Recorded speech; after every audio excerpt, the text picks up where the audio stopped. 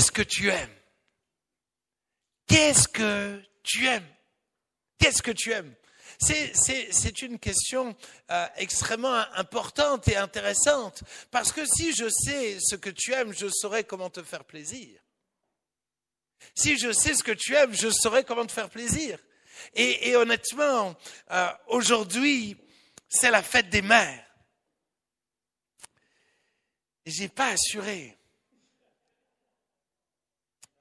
Enfin, comme d'hab, Bertrand, je t'aime Bertrand. Je reconnais ta voix où que tu sois. Le berger connaît la voix de ses brebis. Mais je sais ce que ma femme aime. Elle aime le chocolat blanc. Et donc, cette semaine, je me suis dit, bah tiens, pour la fête des mères, je vais lui faire plaisir. Et donc, je lui ai acheté, voilà, peu importe, mais je lui ai acheté un espèce de chocolat blanc, voilà, bref. Et donc, si tu veux, j'étais fier de moi de me dire, j'y ai pensé, genre. Sauf que, ce matin, moi il fallait que j'aille à Mulhouse prêcher, puis il fallait que je parte très tôt, et puis il y avait le message de cet après-midi, et puis tout ça, et puis j'étais hyper concentré. Et donc tout ce que j'ai fait, c'est que je me suis dit, oh purée, il faut juste pas que j'oublie de sortir le sac avec le chocolat, et que je l'ai posé. Donc j'ai posé le sac avec le chocolat sur la table, et je me suis barré. Et dans ce sac-là, moi, j'aime bien le poivre. Et j'ai acheté aussi du poivre. Mais je l'ai laissé dans le sac. Donc, elle avait un sac avec du poivre et voilà du chocolat. Et puis, tout d'un coup, elle m'appelle. Elle dit, mais c'est quoi le sac? Ah, mais c'est ton cadeau! Et tout d'un coup, elle m'a dit, mais pourquoi tu me le dis pas? Pourquoi tu m'as juste comme balancé ton cadeau? Et honnêtement, et je sais qu'elle m'a déjà dit ça, mais c'est fou comme des fois on oublie. Et je pense que c'est extrêmement important de se préoccuper, de dire, mais qu'est-ce que Dieu aime? D'être très attentif à ça. Parce que vite, on pourrait se dire, ah, je lui fais vite un petit cadeau, ça va lui faire plaisir. Finalement, elle m'a dit, bah, à la limite, j'aurais préféré que tu m'écrives un petit mot, que tu m'achètes un truc. Et je me dis, mais, il faut que je progresse. Bertrand, tu as le droit de dire amen. Je sais que tu le penses, Mais je me dis, si je dois progresser avec ma femme, à combien plus forte raison je dois progresser avec Dieu? Parce que combien de fois on vient et on lui balance un truc? On lui balance un truc alors que finalement il aimerait tellement qu'on s'intéresse plus à ce qui lui fait vraiment plaisir. Alors qu'est-ce que Dieu aime? Qu'est-ce que Dieu aime? Dieu aime la philanthropie.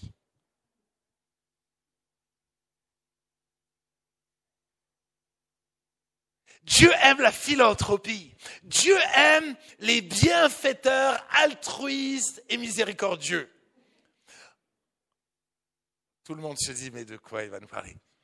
Je crée un peu de suspense. Mais honnêtement, je pense que c'est extrêmement important de creuser ça. Nous avons vu le premier message, Dieu n'aime pas les légumes, mais qu'il aime finalement le sacrifice de son Fils. Ce sacrifice seul qui peut lui faire plaisir, c'est quand on est pardonné, purifié de tous nos péchés. Ça, c'était la base. Ensuite, on a vu que Dieu aime la rando. Dieu aime marcher avec nous dans les hauts et dans les bas. Il aime quand on marche avec lui, quand on se repose sur lui. Nous avons vu la semaine dernière que Dieu aime les relations d'amour. Dieu veut que tu sois amoureux de lui. Dieu veut que tu l'aimes et que tu fasses les choses par amour pour lui.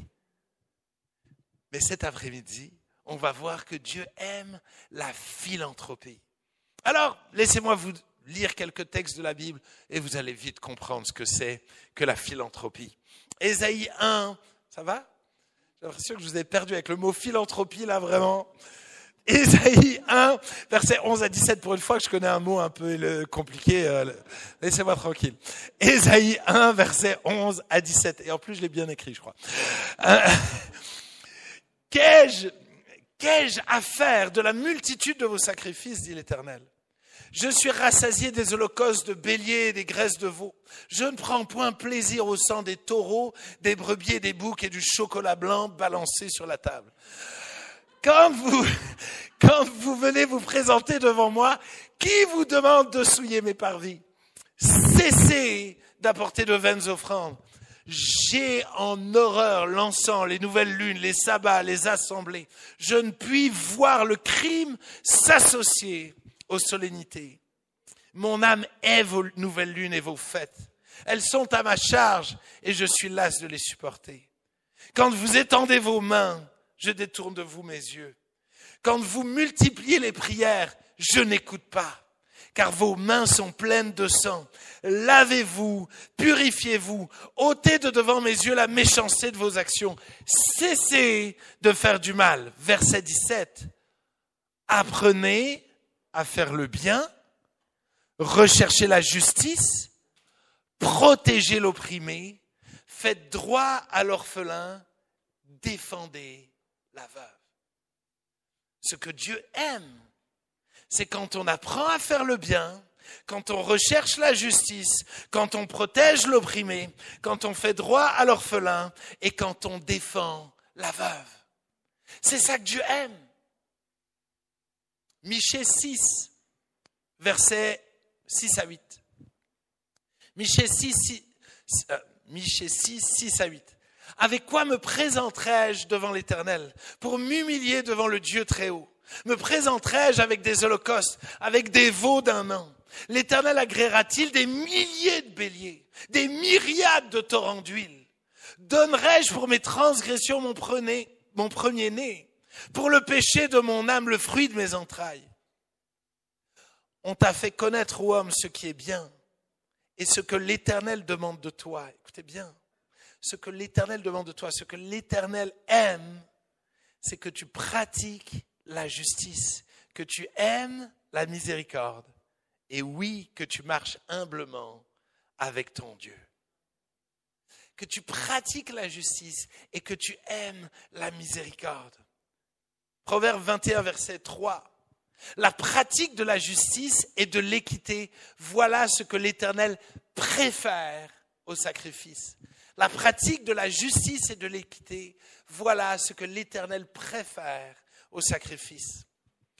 Je crois qu'il est plus que jamais temps pour nous de devenir des philanthropes, des gens qui aimons faire du bien aux plus faibles, aux plus fragiles.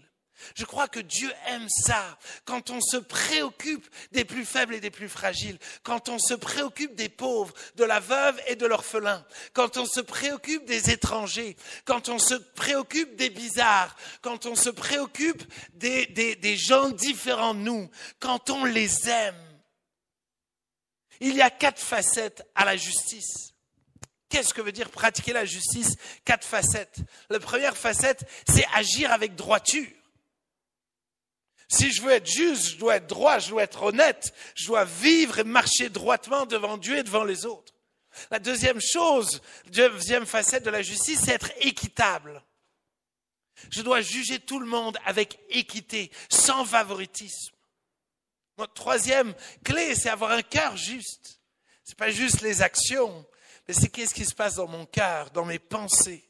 Et enfin, c'est être capable de dénoncer l'injustice.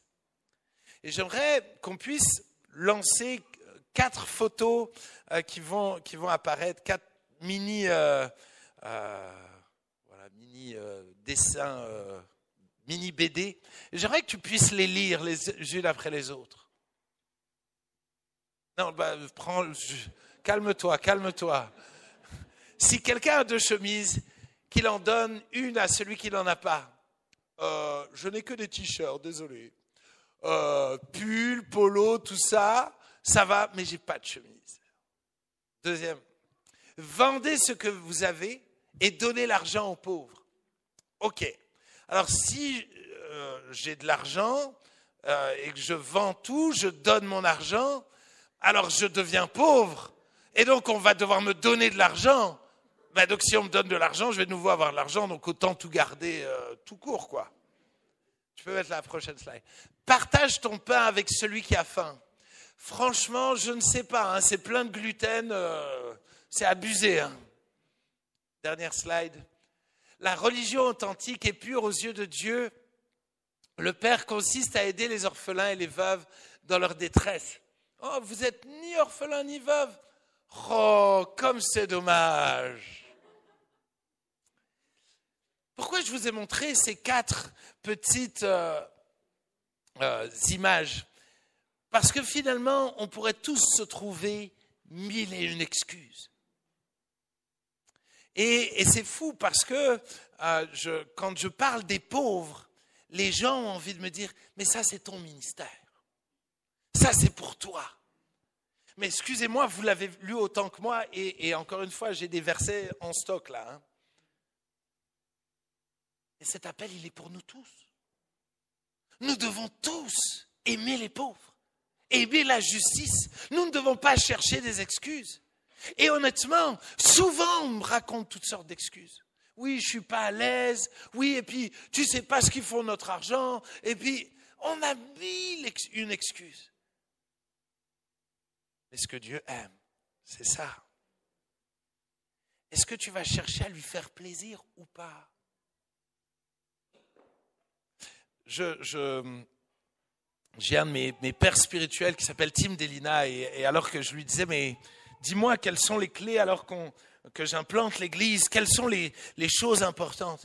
Et voilà une de ses réponses. Une de ses réponses, il disait, mon père spirituel, donc son père spirituel, c'est David Wilkerson. Et David Wilkerson, quand lui, il avait implanté une église à Détroit, lui avait dit, hey, commence par aimer les pauvres. Parce que si tu prends soin des pauvres, Dieu prendra soin de ton église. Et il me dit, hey, n'oublie pas les pauvres. T'implantes une église, hey, ne néglige pas les pauvres. Parce que si tu prends soin des pauvres, Dieu prendra soin de ton église. Et honnêtement, je me suis dit, oh, bon conseil. Je veux dire, il faut que je le fasse. Et encore une fois, c'est dur. Pourquoi? Parce qu'il y a 1001 choses à faire quand on commence une église. Mais de me dire, hey, c'est ce qui fait plaisir à Dieu. C'est ce qui fait plaisir à Dieu. Et nous voulons être une église qui prenons soin des pauvres. Et Dieu prendra soin de notre église. Ouais, c'était un mini amen. Je ne sais pas si vous connaissez l'église du Dream Center. Dream Center à Los Angeles. Il y a quelques années, j'ai eu la chance de visiter cette église. Une église ouverte 24 heures sur 24. Je ne sais pas, 30 000 membres. Et je sais pas, plus de je crois, 200 ministères auprès des prostituées, des SDF. Ils sortent des centaines de gens de la drogue, de la rue. Ils sont des ministères auprès des businessmen. Enfin, c'est une église assez incroyable. Et voilà comment l'église est née. L'église est née finalement d'une vieille assemblée qui n'avait plus de pasteur. Et puis, tout d'un coup, cette assemblée était en train de s'autodétruire. Et tout d'un coup, ils ont appelé Tommy Barnett, un pasteur, en lui disant, on vous donne l'église. On vous donne l'église. Et donc, tout d'un coup, Tommy Barnett a cherché un pasteur pour l'envoyer. Cette église est au cœur d'un des quartiers de Los Angeles. Et personne ne voulait y aller. Et tout d'un coup, son fils, Matthew Barnett, a dit, hey, LA, Los Angeles, moi j'y vais. Et je vais implanter une église hyper stylée, il y aura de la bonne louange, moi je vais prêcher, ça va être incroyable. Et il est parti à Los Angeles et il a commencé à amener un nouveau style de musique, il a commencé à prêcher. Et plus il prêchait, moins les gens venaient à l'église. Et il faisait ses meilleurs sermons, des bonnes blagues. Vraiment, il était au taquet. Et plus il était au taquet, plus les vieilles personnes s'endormaient pendant son message. Je veux dire, il avait l'impression que rien ne marchait. Et un dimanche, il dit, si aujourd'hui il ne se passe pas quelque chose, j'arrête. Je repars dans l'église. Et il venait d'une église, je sais pas, de 40 000 personnes. Donc tout d'un coup, il a dit, je suis en train de m'enterrer, il y a 19 personnes. Je veux dire, je ne vais pas perdre mon temps ici, mon grand ministère, je ne vais pas le perdre ici. Et ce jour-là, il donne tout ce qu'il a. il y a moins de monde que d'habitude.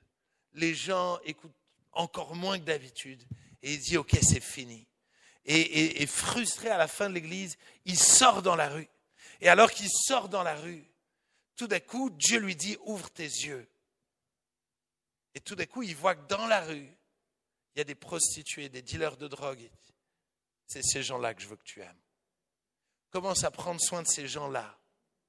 C'est ça ton église. Et il a complètement changé. Et il a commencé à se préoccuper des gens de la rue, à s'occuper des pauvres. Et tout d'un coup, les gens ont commencé à affluer dans son église. Et aujourd'hui, le Dream Center est une église qui se multiplie un peu partout aux États-Unis. Et je crois réellement qu'il y a une grâce quand on se préoccupe des pauvres, quand on se préoccupe des prostituées, quand on se préoccupe de ces gens-là. Ça va? Vous êtes prêts? Vous êtes sûrs? Ça, c'était l'apéro, hein, c'était l'introduction. Hein. Yes! Mon premier point, c'est un nouveau regard. Un nouveau regard. Un nouveau regard. Et voilà ce que la Bible dit, Proverbe 22, verset 9. Proverbe 22, verset 9. L'homme dont le regard est bienveillant sera béni, parce qu'il donne de son pain aux pauvres. Ça commence par un changement de regard.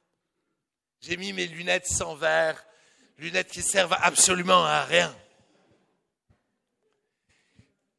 Mais j'ai mis ces lunettes-là dans un but de nous rappeler qu'il y a des moments où on doit changer de regard. Quand on voit mal, on doit mettre des lunettes pour voir bien.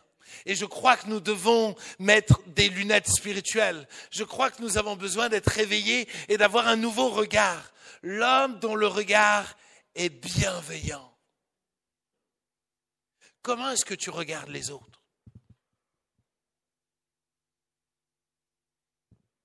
Comment est-ce que tu regardes les gens bizarres?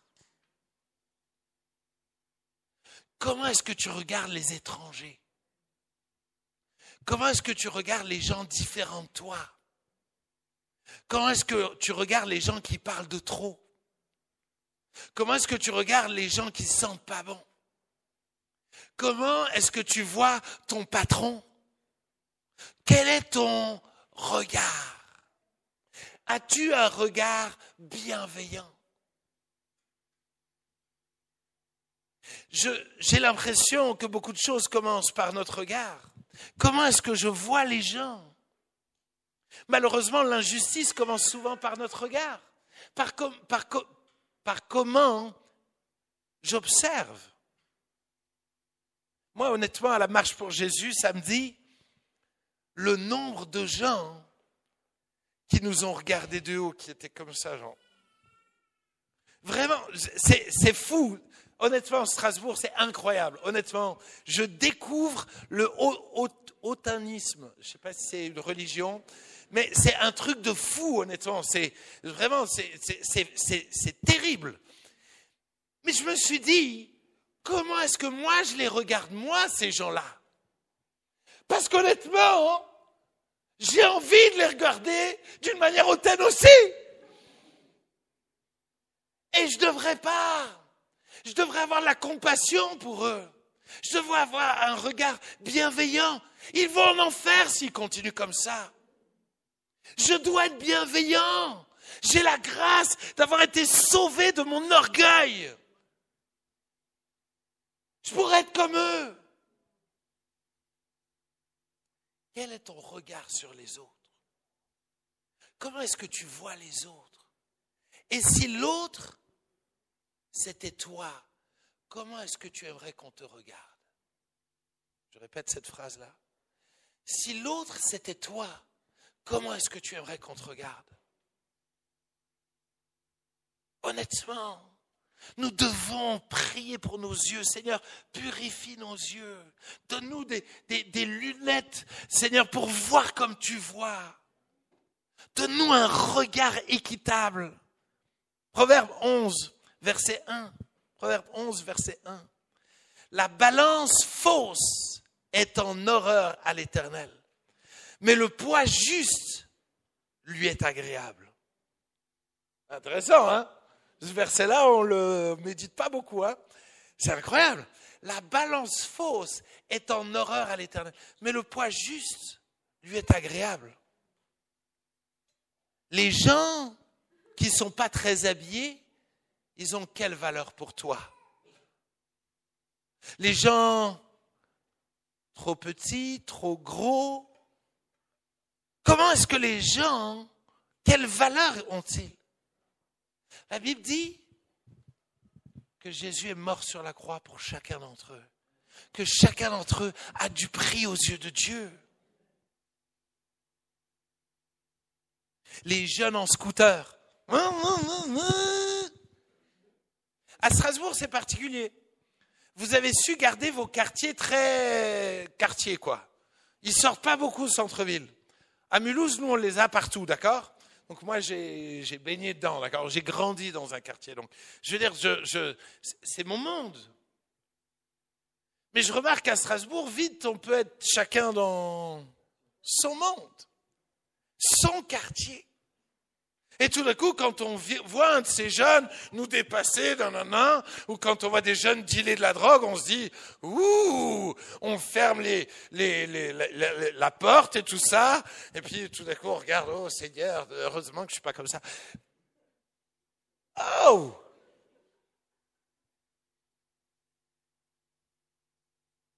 Je sais pas qu'est-ce qui fait que tu en es là où tu en es, mais une chose que je sais, c'est que c'est pas grâce à toi.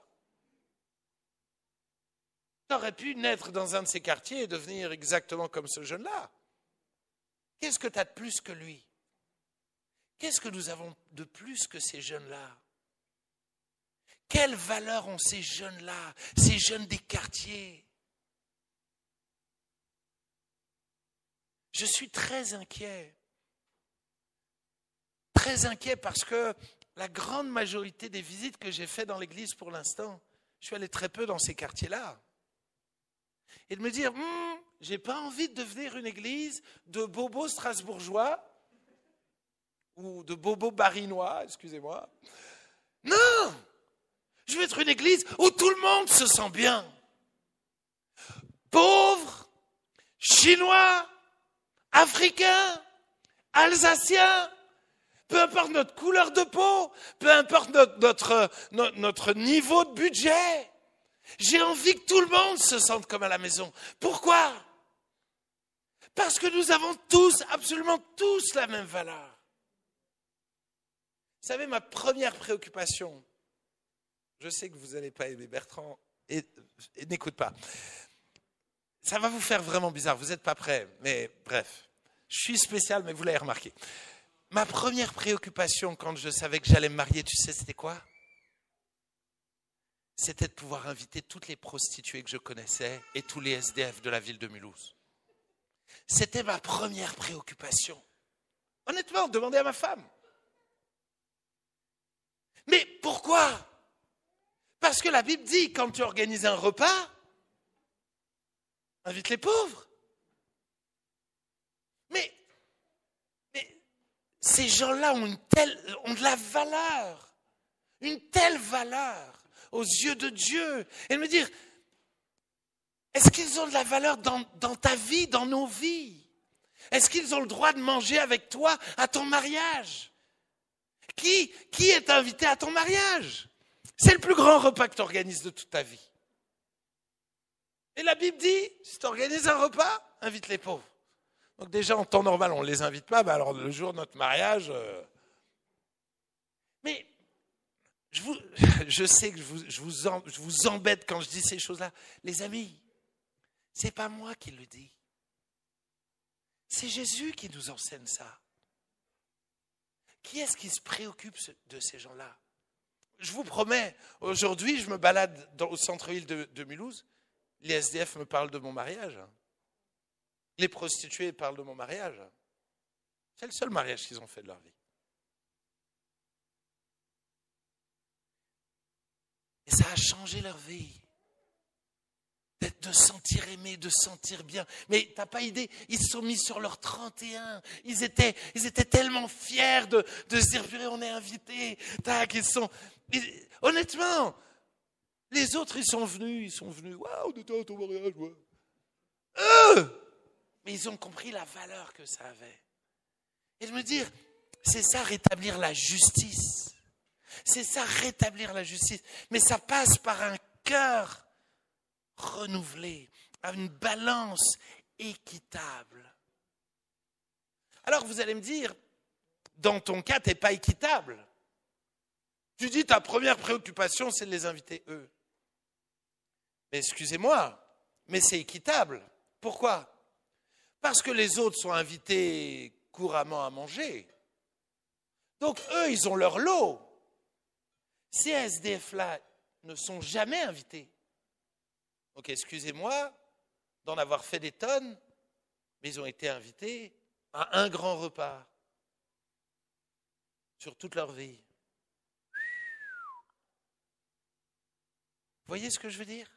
C'est qu'à un moment donné, ok, la balance, elle est où? Comment est-ce que je vois les gens? Comment est-ce que je considère les gens? La Bible dit, si un riche vient, ne lui donnez pas la première place. Et le pauvre, mettez-le tout au fond. Ne faites exception de personne. Comment est-ce qu'on se comporte déjà dans l'église? Comment est-ce qu'on s'accueille les uns les autres? Comment est-ce qu'on porte les uns avec les autres? Vous savez, j'avais une réunion hier matin et plusieurs personnes disaient, moi, on vit des belles choses, mais ce qui est difficile pour moi, c'est quand je parle à des gens qui ne parlent pas beaucoup. Et je préférerais parler à ceux qui sont cool, ceux qui me ressemblent, ceux avec qui on peut bien rigoler. Et je me suis dit, ça c'est l'enjeu de l'Église. Ça c'est l'enjeu de l'Église. C'est que dans nos groupes Grandir avec Dieu, personne soit exclu, personne soit mis de côté. Ok, il y a des gens qui parlent trop. Ok, aime-les. On va les aider à parler moins, pas de problème. Ils doivent progresser aussi.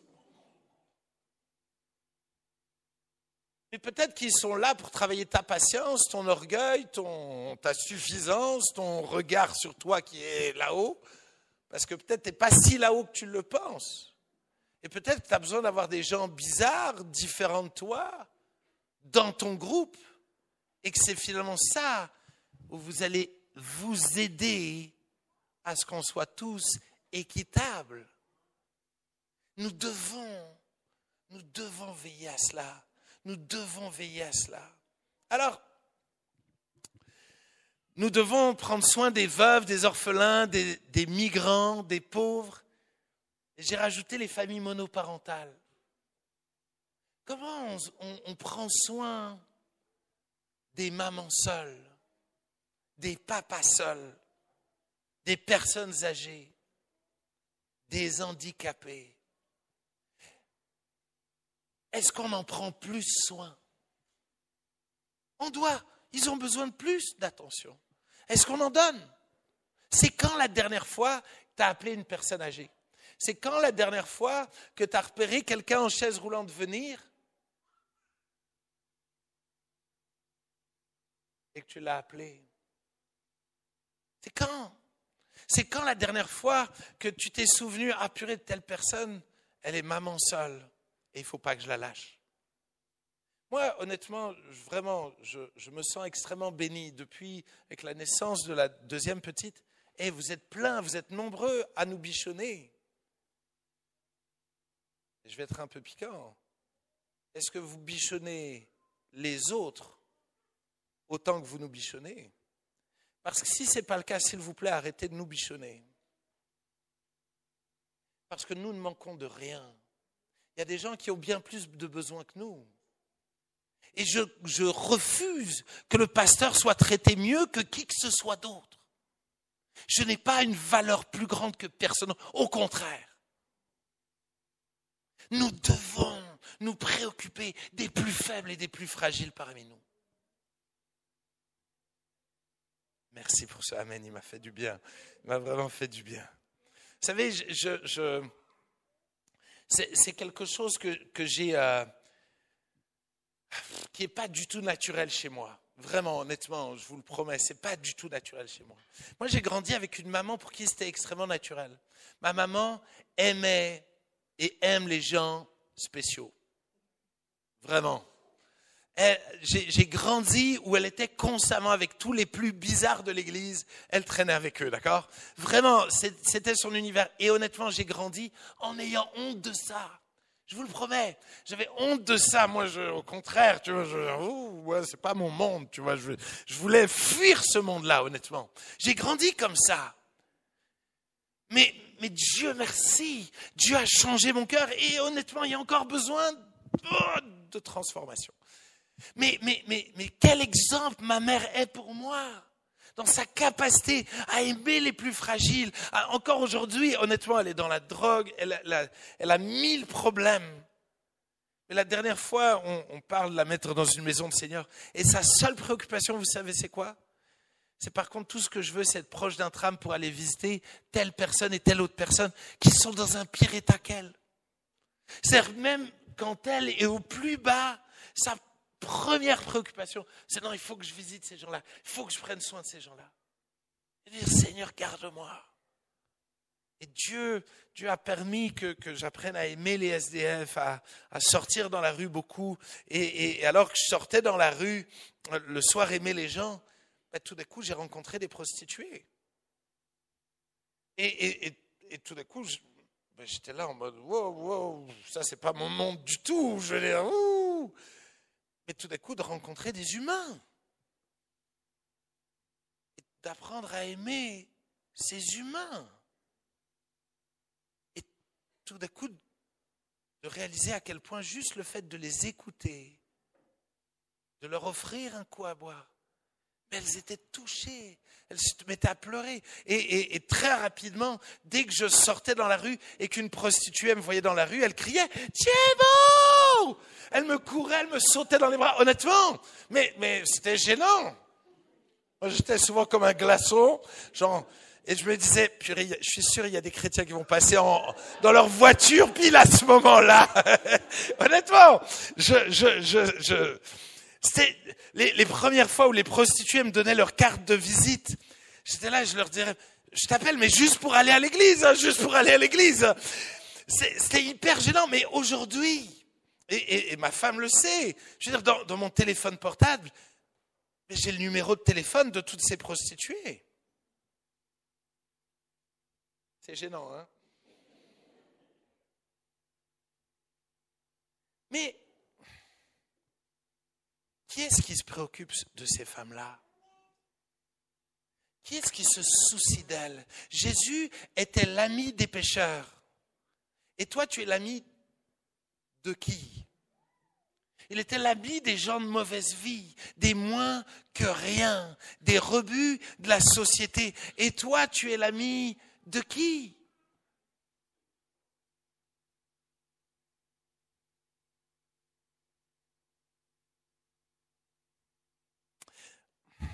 Tout à l'heure, je disais, considère les autres comme si c'était toi. Mais toutes ces femmes prostituées sont les enfants de quelqu'un. Je souhaite tellement pas que mes filles tournent mal, mais si un jour elles tournaient mal, tu ne crois pas que j'aimerais que tu t'en préoccupes? Tu ne crois pas que j'aimerais que tu ailles les aimer, les écouter, leur annoncer l'évangile? Tu ne crois pas? Et de me dire, mais nous devons arrêter de mettre de la distance. C'est des humains, ça pourrait être ta cousine, ça pourrait être, honnêtement, ça pourrait être des membres de ta famille. Et de me dire, hé, Seigneur, donne-moi un regard nouveau. Deuxième point, il a donné beaucoup à l'un pour pouvoir combler les besoins de l'autre. Partagez ce que vous avez. Partagez ce que vous avez. Hébreux 13, verset 16. N'oubliez pas de faire le bien et de partager ce que vous avez. Voilà les sacrifices qui plaisent à Dieu. N'oubliez pas de faire le bien et de partager ce que vous avez. Partage ce que tu as. On ne te demande pas de faire des exploits, on te donne juste la possibilité de partager ce que tu as. Qu'est-ce que tu as? Tu peux écouter, partage ça. Tu peux encourager, partage ça. Tu as moyen de payer un sandwich, partage ça. Peut-être plutôt de te faire un bon resto, fais un resto un peu moins bien et profites-en sur la route de payer un sandwich à 2 SDF. Partage ce que tu as. Je ne crois pas qu'on est appelé à faire des grandes choses au sens concret du terme. Je crois que les grandes choses vont suivre parce que Dieu va faire. Dieu va faire des miracles et il va y avoir de grandes choses qui vont se faire. Mais commence par partager ce que tu as. On a 2 SDF qui venaient à un moment donné, Damien, et je ne sais plus le prénom de l'autre, mais on avait 2 SDF qui sont venus plusieurs fois et puis qui sont vraiment approchés du Seigneur. Puis tout d'un coup, ils ont disparu. Puis on leur avait payé un téléphone, on avait essayé de les bichonner, puis tout d'un coup, ils ont disparu. Et tout d'un coup, ce matin, alors que je prêche à Mulhouse, qui est-ce que je vois? Damien. Damien est là. Il dit, hey, depuis que j'ai connu le Seigneur, maintenant je viens dans cette église. Donc il est descendu à Mulhouse et maintenant il va à l'église de Mulhouse. Et il chemine avec Dieu. Mais on n'a pas partagé grand-chose. On n'a pas fait grand-chose. Mais on a semé quelque chose. Et aujourd'hui, mais j'étais là de me dire, mais purée, mais je ne mesurais pas hein, que le peu qu'on a fait là, je me disais, bon, bah, on a donné un petit peu, tant pis, ils sont partis. Quand tu sèmes quelque chose, il y a quelque chose qui va pousser. Sème quelque chose. Sème ce que tu as. Sème le peu d'amour que tu as. Sème le peu de temps que tu as. Sème le peu d'argent que tu as. C'est moi vous faire une petite annonce. Vous savez, il y a 2 troncs à la sortie. Un tronc pour l'église, puis un mini tronc qui est pour le Sénégal. Et d'ailleurs, il est même caché, là, vraiment, pour l'atteindre. Celui-là, il est tout petit. Et il y a marqué pour le Sénégal. Ce tronc va se transformer. Ce tronc va devenir un tronc pour les nécessiteux. On va continuer de soutenir le Sénégal. Mais on est en train de réfléchir à commencer une association culturelle où justement on veut maintenant prendre soin des pauvres. On veut prendre soin des pauvres et on va vous donner la possibilité de prendre soin des pauvres. Constance est en train de coordonner un projet là, avec tous ceux qui le veulent. On est en train de réfléchir finalement comment on va faire juridiquement et tout ça. Mais on va vous donner la possibilité de participer avec ce que vous avez. Certains, vous allez avoir du temps en semaine, en journée. OK, on va prendre note. Constance rêve de faire de l'aide aux devoirs à certaines familles. On va faire ce qu'on peut. Il y a des familles dans le besoin qui sont même au milieu de nous, là. On va les aider, on va coordonner. Dès qu'on saura que quelqu'un a des besoins, ok, on va prendre note. Et puis d'autres ont des ressources, d'autres ont du temps, d'autres ont de l'argent. Ok, on va partager et on va prendre soin des pauvres. On va prendre soin des pauvres, on va prendre soin des plus fragiles. Je parlais la semaine dernière d'Haïti. Ok, on va voir comment on peut prendre soin d'Haïti. Les amis, nous voulons, en tant qu'Église, la porte ouverte de Strasbourg, donner ce qu'on a. Amen. 3e point. Le texte parle de pratiquer la justice. Il y a une mise en pratique. Il y a une mise en pratique et honnêtement, quand on parle de pratique, moi j'ai 3 mots qui me viennent. On parle de pratiquer un sport, de pratiquer quelque chose, il y a 3 mots. Le premier mot qui me vient, c'est l'entraînement. Quand tu pratiques quelque chose, c'est que tu t'entraînes. Tu t'entraînes. Le problème, c'est que certaines personnes veulent gagner sans s'entraîner. C'est bien dommage, je fais des messages subliminaux en même temps. Tu ne peux pas gagner si tu ne t'entraînes pas au sport. Tu dois d'abord commencer par t'entraîner et ensuite tu pourras gagner. Amen. Je comprends que pour certains, vous dites, wow, moi, ton truc des prostituées, je me sens vraiment pas capable. Pas de problème. Mais peut-être que commence déjà par dire bonjour à un SDF, ça sera déjà un vrai pas. Peut-être commence une autre fois à payer un sandwich. Fais un pas après l'autre. Et peut-être même, j'ai été trop loin, pardon. Peut-être commence dans l'église. S'il y a quelqu'un avec qui tu as plus de mal, invite-la à manger. Je sens, si quelqu'un vient t'inviter à manger, tu vas dire, non, non. Je sens que plusieurs, vous allez vouloir m'inviter à manger. Je le sens. Je le prendrai pas mal, promis. Mais commençons dans l'église. Avant de l'inviter à manger, commence par aller discuter avec à la fin. Commençons par des petites choses. Entraînons-nous. Développons un mini pas après l'autre. Un mini pas après l'autre. Vraiment. Je vous encourage, je suis convaincu qu'on va voir Dieu agir dans cette ville, qu'on va aller dans les rues, qu'on va voir Dieu se manifester. Mais honnêtement, commençons petit, un pas après l'autre. Ce qui va faire la différence, c'est de durer. Vous savez, donner 500 € une fois, c'est facile. Enfin, ça dépend. Mais être fidèle, en disant non, jusqu'à ma mort, je vais prendre soin de ces gens-là. Je le disais ce matin à Mulhouse, mais j'ai vu tellement de gens donner un peu et passer à autre chose.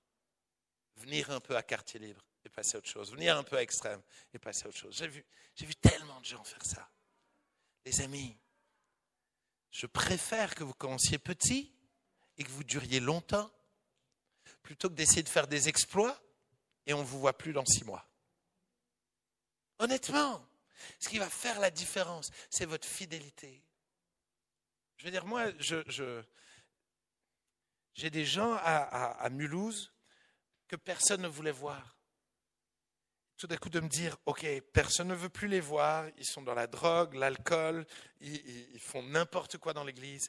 Ok, Seigneur, permets-moi de les inviter à manger. Permets-moi de m'en occuper, permets-moi de les aimer. Et honnêtement, ils m'ont fait des sales coups de fou.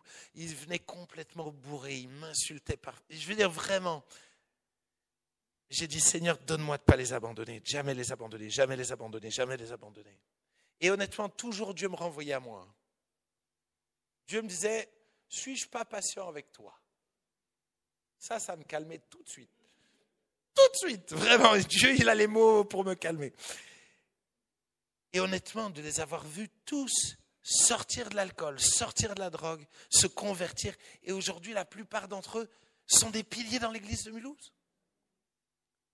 Et honnêtement, j'ai rien fait d'autre que d'être là. Honnêtement, je vous le promets. La seule chose que j'ai fait, c'est de me dire, je ne lâcherai pas. Les miracles, c'est pas moi qui les ai délivrés ni de l'alcool, ni de... Mais j'étais là. J'ai décidé d'aimer aussi longtemps qu'il le faudra. Et prends quelqu'un de compliqué, mets-le à côté de toi et prends soin de lui aussi longtemps qu'il le faudra. Aussi longtemps, garde-le à tes côtés. Aime-le, entoure-le, pratique. C'était mon deuxième mot, donc m'entraîner, pratiquer, c'est durer. Et enfin, c'est agir. C'est agir. Agis. Agis. Sois pas un beau parleur. Agis. Sois présent. Visite. Dis pas, appelle-moi quand tu veux. Et quand il s'agit d'être réveillé à 1h du matin, tu dis, oh non, j'ai la flemme. Non. Sois cohérent. Soyons cohérents. À Mulhouse, la Croix-Rouge, quand ils n'avaient plus de solution, ils m'appelaient moi. À minuit, 1h du matin, quand ils avaient des familles qui ne savaient pas loger, ils m'appelaient moi. Et à chaque fois, j'étais là. Je suis en pige.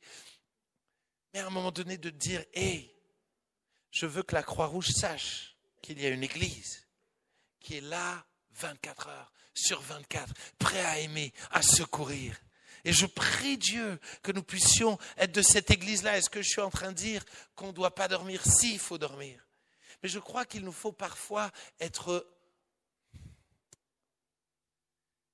savoir être dérangé, comme on aimerait parfois que certains se dérangent pour nous. On est très content que parfois certaines personnes viennent nous secourir. Comment est-ce que tu secours les autres? Laissez-moi terminer.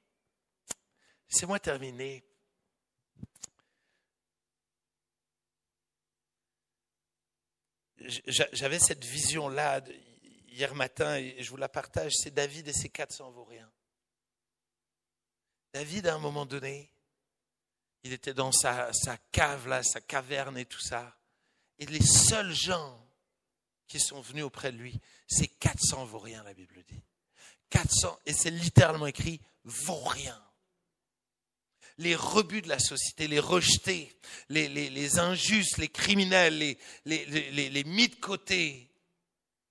Tout d'un coup, ils ont trouvé une famille avec David.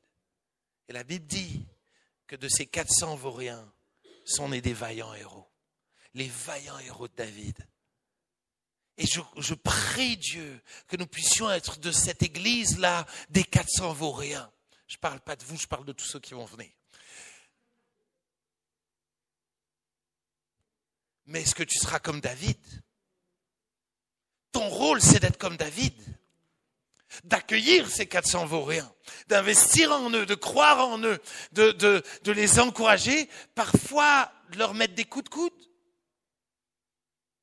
Parce que, effectivement, c'est pas parce qu'ils sont pauvres qu'on doit tout leur laisser faire. Parfois, il faut savoir recadrer. Parfois, il faut dire, je suis pas d'accord. Parfois, il faut dire, là, je peux rien faire pour toi. Nous ne devons pas devenir esclaves des pauvres, esclaves des prostituées. Je crois qu'il y a une limite. Tout ce que ta main trouve à faire avec ta force, fais-le. Si ma force est épuisée, à un moment donné, je dois dire, je peux rien faire.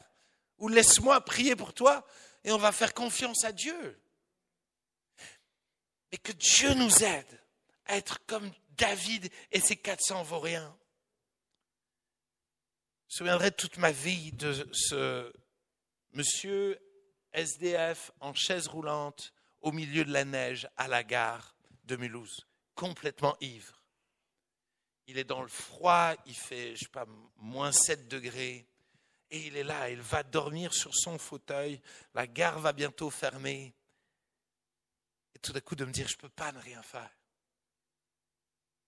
Et donc je l'ai embarqué à la maison. J'ai embarqué à la maison, j'étais célibataire à ce moment-là, c'était plus simple. Et donc je lui dis, la seule consigne, c'est pas d'alcool à la maison. Donc il rentre, je lui fais un bon repas au chaud, je lui prépare un lit, il dort. Le lendemain matin, 2 problèmes. Premier problème, c'est qu'il tremble parce qu'il manque d'alcool. Et moi, avec mes belles théories fumeuses de pas d'alcool à la maison, je suis en train de le tuer. Donc tout d'un coup, je suis là en mode, Seigneur, je ne sais pas quoi faire. J'ai appris des leçons, d'accord? Mais tout d'un coup, de me dire, ok, c'est pas aussi facile que ça. De me dire, ok, peut-être il faut que je me forme d'abord, il faut que je creuse, il faut que je... Ok. Deuxième problème, c'est qu'à un moment donné, je dois partir travailler. Donc, qu'est-ce que je fais de lui? Ben, la seule chose que je peux refaire, c'est de le remettre dans la rue. Et alors que j'ai ramené Emmanuel dans la rue, tout d'un coup, il a commencé à m'insulter de tous les noms. Tout ça pour ça, juste pour une nuit. Et il m'insulte de tous les noms. Et moi, je repars en pleurs en me disant, mais je me sens impuissant, je me sens incapable. Plusieurs mois plus tard, je reçois une lettre. Je reçois une lettre à l'église de Emmanuel. Emmanuel est en prison. Et il prend le temps de m'écrire. Il s'est souvenu que j'étais pasteur à la porte ouverte, il a trouvé l'adresse et il m'écrit. Cher pasteur Thiébaut, je voulais vous demander pardon pour les insultes parce que ce soir-là, vous avez changé ma vie. Vous m'avez aimé, vous avez prié pour moi. Je n'oublierai jamais ce que vous avez fait pour moi ce jour-là. Merci d'avoir pris du temps pour moi. Et honnêtement, ça a bouleversé ma vie de me dire, oui, j'étais maladroit, oui, je ne savais pas bien faire. Mais quelle grâce pour moi. Du peu que j'ai fait, ça a fait la différence. Ça n'a pas fait toute la différence, mais ça a fait la différence. Bénédiction ou malédiction, c'est ma conclusion. Bénédiction ou malédiction. Proverbe 19, verset 17 dit, Punaise, j'avais l'impression que mon message serait plus court que d'habitude. J'ai raté. Proverbe 19, verset 17 dit, « Celui qui a pitié du pauvre prête à l'Éternel, qui lui rendra selon son œuvre. » Si tu commences à être généreux et à prendre soin des pauvres et à pratiquer la justice, tu ne manqueras de rien. Dieu prendra soin de toi. Dieu te bénira. Proverbe 28, verset 27 dit, « Celui qui donne aux pauvres n'éprouve pas la disette, mais celui qui ferme les yeux est chargé de malédiction. » Je ne cherche pas à faire peur à personne. C'est la Bible qui le dit. Et il y a un enjeu, les amis. Il y a un enjeu face à l'égoïsme. L'égoïsme amène la malédiction. Ézéchiel 16, verset 49. Je ne sais pas si tu sais quel est vraiment le vrai péché de Sodome et Gomorrhe. Et j'ai peur qu'on se soit trompé. Voilà ce que la Bible dit. Ézéchiel 16, 49. « Voici quel a été le crime de Sodome, ta sœur. Elle avait de l'orgueil, elle vivait dans l'abondance et dans une insouciante sécurité. Elle et ses filles, elles ne soutenaient pas la main du malheureux et de l'indigent. Elles sont devenues hautaines et elles ont commis des abominations devant moi. Alors je les ai fait disparaître quand j'ai vu cela. » Le vrai problème de Sodome et Gomorrhe, c'était pas l'immoralité sexuelle. Ça a commencé par elle vivait dans l'abondance et dans une insouciante sécurité.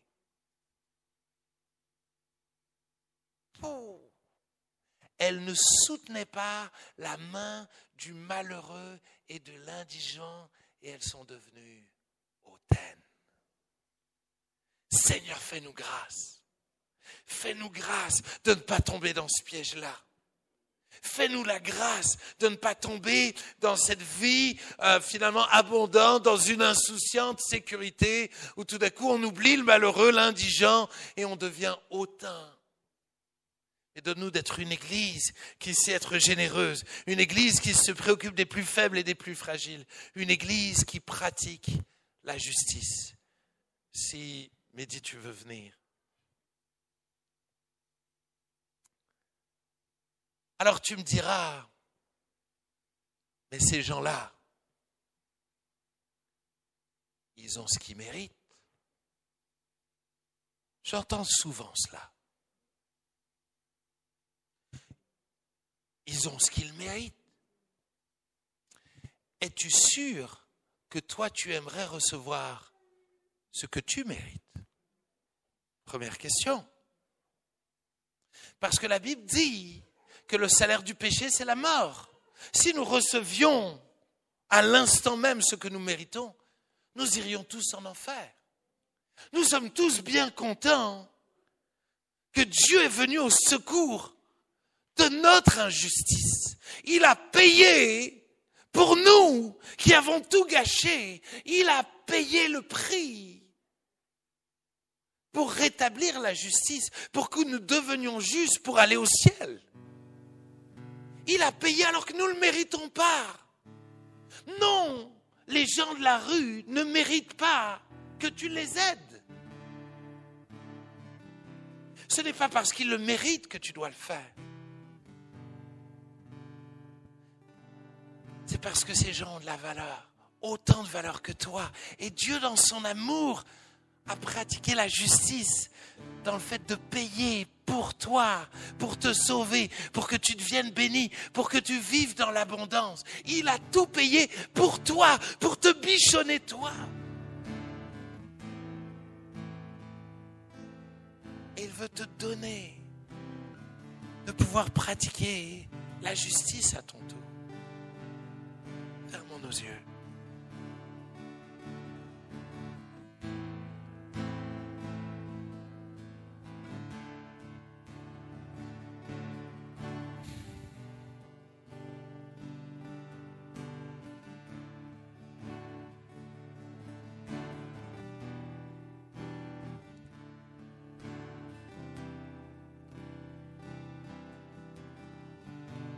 Alors que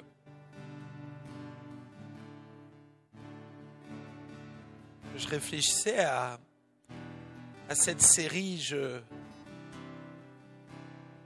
sentais Dieu constamment insister sur cette thématique. Comme si Dieu disait, mais il faut que vous pratiquiez la justice. C'est ça qui me fera plaisir. C'est ça qui me fera plaisir. Et honnêtement, de me dire, mais il y a tellement de choses plus importantes que cela.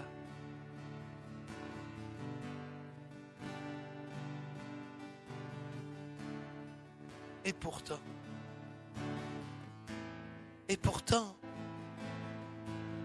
ce qui plaît à Dieu, c'est quand on prend soin des plus faibles, des plus fragiles, quand on prend soin des pauvres, de la veuve, de l'orphelin.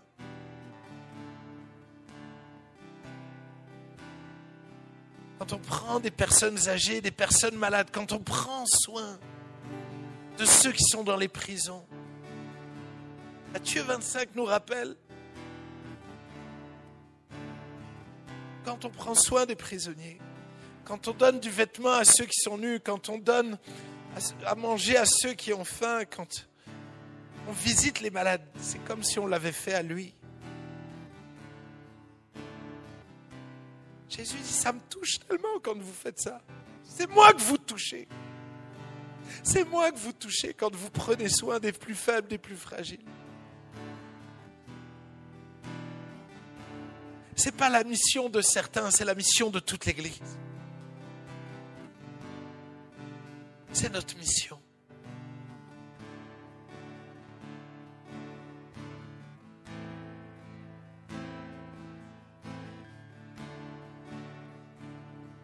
J'aimerais faire un appel. Tous ceux qui sont là, qui disent « Ok, Jésus, je ne me sens pas capable. Mais change mon cœur. Change mon regard. Donne-moi un regard équitable. Donne-moi un regard d'amour, de compassion. Donne-moi de la patience. Donne-moi de me préoccuper des plus faibles, des plus fragiles. Donne-moi d'être capable de les supporter, de les aimer, de les accueillir à ma table, de les accueillir chez moi. Donne-moi la capacité surnaturelle de mettre en pratique cela. Si quelqu'un est là et veut faire cette prière, alors lève-toi à ta place.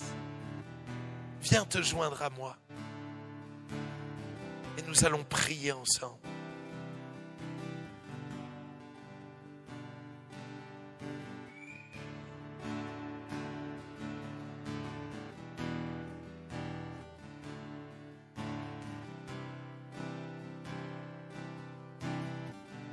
Seigneur Jésus, tu vois mon cœur et mes pensées. Tu sais tout ce que je pense, tout ce que je ressens. Et tu vois combien il est parfois difficile pour moi d'aimer tout le monde. Mais je prie que tu changes mon cœur. Donne-moi un regard nouveau sur les gens différents de moi. Donne-moi un regard d'amour, de compassion. Donne-moi de ne pas aider les autres en pensant que je suis meilleur qu'eux. Mais donne-moi de les aimer en réalisant que ça pourrait être moi qui est en face. Donne-moi de les aimer en réalisant qu'ils ont autant de valeur que moi. Donne-moi de le vivre dans l'église, dans les groupes Grandir avec Dieu. Mais donne-moi de vivre ça auprès de mes voisins, dans la ville de Strasbourg. Donne-nous, Seigneur Jésus, donne-nous ce cœur-là. Ce cœur-là. C'est ça dont nous avons besoin et nous avons besoin d'un miracle pour cela. Nous avons besoin d'un miracle, que tu changes nos cœurs. Tu changes nos cœurs. Que nous puissions réaliser, tous qui sommes debout, que premièrement, tu nous as fait justice pour que nous puissions pratiquer la justice. Tu nous as fait le plus grand cadeau au monde. Tu nous as pardonné tous nos péchés. Tu nous as bénis alors que nous méritions la malédiction. Et je prie, Seigneur Jésus, que cette grâce que nous avons reçue, de recevoir cette justice, nous puissions la transmettre à notre tour, au nom de Jésus. Au nom de Jésus. Ainsi, conduis-nous et donne-nous de mettre en pratique. Ouvre-nous nos yeux pour que nous puissions voir qui aider, qui aimer, qui entourer. Donne-nous de voir quelle personne âgée ne vient plus. Donne-nous de voir quel malade ne vient plus. Donne-nous de nous préoccuper les uns des autres et particulièrement des plus fragiles. Nous voulons penser particulièrement à Martine où c'est tellement difficile pour elle de venir. Donne-nous de ne pas l'oublier. Seigneur, donne-nous, Seigneur Jésus, de nous préoccuper de nos malades. Pensez à Christiane qui vient plus depuis un moment. Entoure-la, tu vois, elle est fragile, elle est malade. Entoure-la, porte-la, au nom de Jésus.